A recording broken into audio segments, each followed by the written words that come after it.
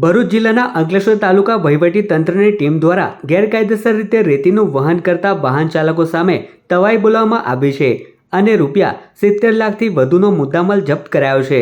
અંકલેશ્વર મામલતદાર રાજન વસાવા અને તેમની ટીમ દ્વારા વાલિયા ચોકડીથી પાનોલી વચ્ચે આવેલા રાષ્ટ્રીય ધોરી માર્ગ નંબર 48 પર હાથ ધરવામાં આવેલા ચેકિંગ દરમિયાન ગેરકાયદે રેતી પરિવહન કરતા 2 ટ્રકો ઝડપાયા હતા।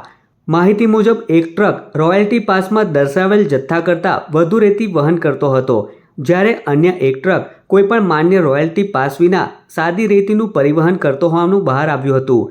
ચેકિંગ દરમિયાન બંને ટ્રકોને કબજે લઈ સીઝ કરવામાં આવ્યા હતા।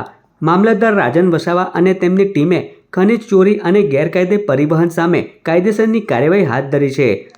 આ કાર્યવાહી દરમિયાન ટ્રક સહિત ₹70 લાખથી વધુનો મુદ્દામાલ જપ્ત કરવામાં આવ્યો હોવાનું જાણવા મળ્યું છે।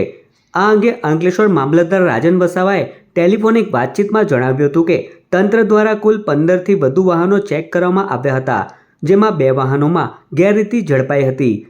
આ સાથે જ આગામી સમયમાં પણ તંત્રો દ્વારા આ પ્રકારની ચેકિંગ ડ્રાઈવ યથાવત રાખવામાં આવશે તેમ જણાવ્યું હતું।